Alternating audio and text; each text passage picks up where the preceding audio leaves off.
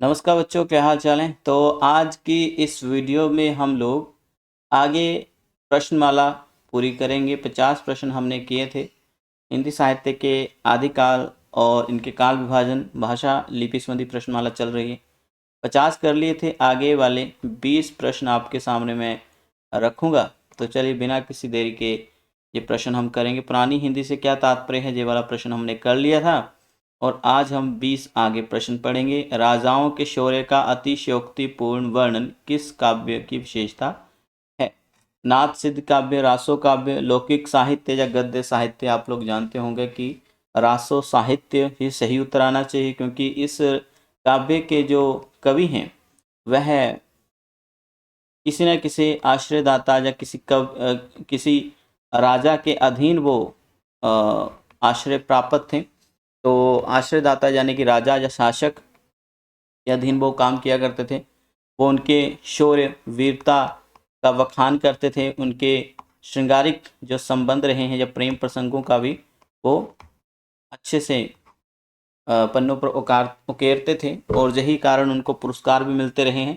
चलो आगे चलते हैं। परमाल रासो को अर्ध प्रमाणिक किसने कहा है? जैसे पृथ्वीराज रासो पुस्तक को भी अर्ध प्रमाणिक ही सही तथ्य के रूप में जाना जाता है कि आधा सच आधा झूठ है, वैसे ही इस पुस्तक के बारे में भी ये एक तथ्य है कि अर्ध प्रमाणिक किसने कहा। बच्चन सिंह, हजारी प्रसाद बेदी, गुलाब राय या फिर भारतेंदु हरिश्चंद्र। थोड़ा याद रखिएगा, हजारी प्रसाद बेदी ही सही आएगा। चारंगधर की हमीर रासो रचना के कुछ पद किस रचना में मिलते हैं? वर्ण रत्नाकर, प्राकृत पेंगलम, शब्दानुशासन या बीजेपाल रासो। 53वां प्रश्न है, तो याद रखिए प्राकृत पेंगलम में मिलते हैं। रठौड़ारी ख्यात नामक रचना में किस रचना की जानकारी है? परमाल रासो, जम जस चंद्रिका, जसर चरयु या रणमल छंद। थोड़ा याद रखिएगा, रठौड़ारी ख्यात रचना में किस पुस्तक की जानकारी है? जम जस चंद्रिका की है। कुमार रासो किसकी पुस्तक है? जझल कवि, हरि मिश्र, नल सिंह या फिर दलपति जी। 5 यार छंदों की यह पुस्तक दलपति बिजी जी की है। आगे चलते हैं। किस युद्ध काव्य में या किस रासो ग्रंथ में 52 युद्धों और अनेक विवाहों का वर्णन है? पृथ्वीराज रासो, बिसलदेव रासो, परमाल रासो या हमीर रासो। तो इसका उत्तर भी आप लोग जानते ही होंगे कि यह उत्तर आएगा परमाल रासो। बहुत बढ़िया बेटा, आगे चलते हैं।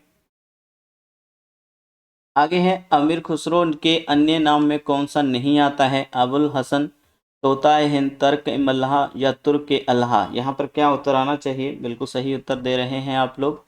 तर्क ए मल्लाह नाम से कोई भी उनका अन्य नाम नहीं है। आमिर खुसरो, आमिर की उपाधि किसने दी? आमिर खुसरो को आमिर की उपाधि किसने दी? ये 2022 हिंदी मास्टर कैडर की परीक्षा में पूछा गया प्रश्न है। 58वां प्रश्न है बेटा, क्या उत्तर आना चाहिए? निजामुद्दीन औलिया, जलालुद्दीन खिलजी, अलाउद्दीन खिलजी या सियालुद्दीन खिलजी। तो बड़ा याद रखिएगा, उत्तर आया था जलालुद्दीन खिलजी। आगे चलते हैं। हरि मिश्र किसके गुरु माने जाते हैं? हरि मिश्र किसके गुरु माने जाते हैं? स्वयंभू, विरूपा, विद्यापति या आशुक कवि। तो याद रखिए बेटा, इस प्रश्न के लिए आप उत्तर दे रहे हैं सी और यही सही है। बहुत बढ़िया। अबहट शब्द किसके काव्य में प्रयोग पहली बार हुआ था? अबहट, अबहट यानी कि देसी भाषा, ठीक है। देसिल भैणा सब जन मिठा, ठीक है। तो ये पंक्ति इस तरह से है और याद रखिए क्या उत्तर आएगा? विद्यापति, अमीर खुसरो, गोरखनाथ चंद। उत्तर ए आएगा विद्यापति। नागिन की लहर किसकी कविता को कहा जाता है? नागिन की या नागिन का जहर लहर, ठीक है। नागिन के नशे की तरह है, जैसे बीन बजाने पे नागिन नाचने नृत्य करने लगती है, वैसे ही उसकी पंक्तियों को पढ़कर, उस कवि की पंक्तियों को पढ़कर कोई भी व्यक्ति नशे में आ जाता है। जी बताइए।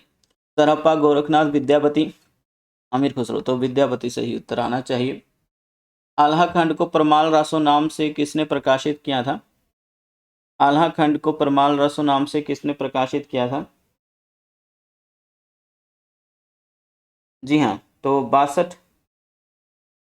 जी हाँ, श्याम सुंदर दास ने किया था। हिंदी का प्रथम जय काव्य किससे कहा जाता है? हिंदी का प्रथम जय काव्य किसे कहा जाता है? तो बेटा याद रखना है, यह है खुमान रासो को ही कहा जाता है, ठीक है। पयमचरियु महाकाव्य में किस हिंदू आराध्य की कथा है? पयमचरियु महाकाव्य में किस हिंदू आराध्य की कथा है? शिव, विष्णु, श्री कृष्ण, श्री राम। तो उत्तर आएगा श्री राम जी की कथा है, और जो अपभ्रंश में पहला राम काव्य भी माना जाता है। भाखा की जड़ किस जैन कवि को कहा गया है? 65वां प्रश्न आपके सामने मैं रख रहा हूँ। इसके लिए जो बेटा सही उत्तर आना चाहिए वो है पुष्यदंत। आगे देखिए, अपभ्रंश का वेद व्यास किसे कहा जाना चाहिए? यहाँ पर टाई भी हो सकता है, ठीक है। अपभ्रंश का वेद व्यास किसे कहा जाना चाहिए? तो क्या उत्तर आ सकता है इस प्रश्न के लिए? बिल्कुल, अपभ्रंश का वेद व्यास किसे कहा जा सकता है? वैसे इस प्रश्न के उत्तर के रूप में हम जो सही उत्तर मानेंगे वह मानेंगे पुष्यदंत, ठीक है।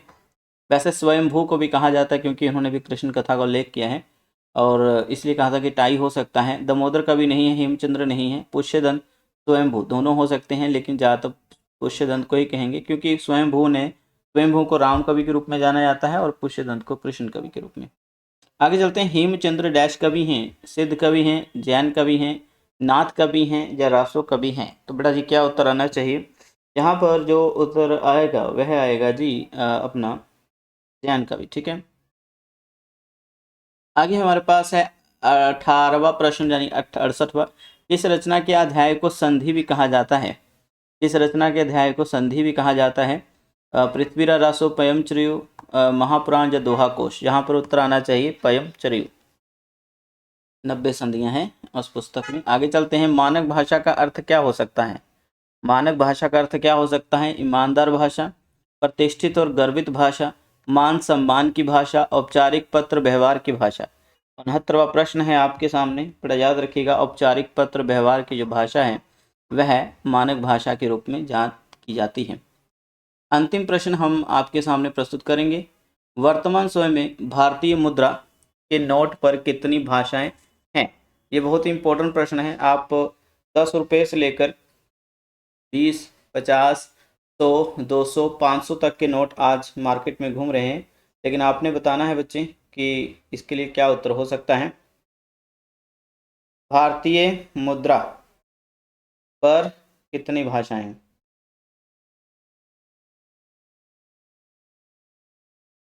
हाँ जी बेटा, जल्दी से उत्तर दीजिए। बहुत बढ़िया, बहुत बढ़िया। तो बेटा याद रखिएगा इसमें, ठीक है, ठीक है। ओके ओके ओके ओके, जी हाँ, तो 17 है, ठीक है। 15 में मत टिक कर लीजिएगा, वैसे गूगल सर्च करोगे तो 15 ही मिलेंगी, ठीक है। लेकिन जो एक नोट होता है ना, मान लीजिए ऐसा एक नोट है, ठीक है, और उसमें एक जहाँ पर बना होता है ना वो, उसमें लिखा होता है हर एक भाषा में, तो उस तरह से 15 भाषाएं हैं वो, ठीक है। जहाँ पर जो अंकित हैं 15 भाषाएं हैं। गलती कर दी, जहाँ पर ऐड कर देना चाहिए था नोट, है ना, मुद्रा कह सकते हैं इसको, मुद्रा कह सकते हैं बेटा। और कौन कौन सी भाषा है वो देख लीजिए। पहले आती है असमिया, ठीक है, असमिया भी लिखा है। उसकी जो लिपि है वह बांग्ला, गुजराती, फिर उसके उपरांत है कन्नड़, कश्मीरी, कोंकणी,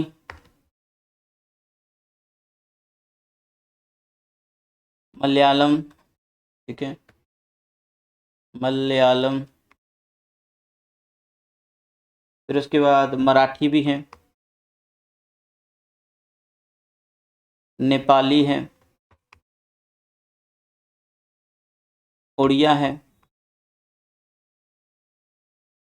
पंजाबी, पंजाबी यहाँ लिख देता हूँ, कटिंग बहुत करने लगा हूँ मैं इन दोनों। संस्कृत में भी लिखा है बेटा, तमिल, तेलुगु, उर्दू, ठीक है। तो इन सब भाषाओं में लिखा गया है। याद रखना बेटा, यहाँ से यहाँ तक मैंने बता दिया है, ओके। तो ये आप याद रखें, ध्यान में रखें। आपको यहाँ पर 15 मिल जाएंगी भाषाएं। अभी आप बोलोगे कि 17 पर कैसे टिक गया, तो उसके लिए थोड़ा सा प्रतीक्षा करें। देखो, इनमें से ये जो पट्टी है ना, इसमें से हिंदी कहीं भी नहीं है।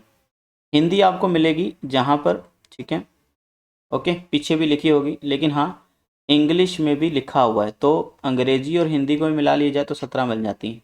इधर 15 है और एक जे, तो 15 2 17 हो गई कि नहीं हो गई? तो 17 पर टिक करेगा, ठीक है।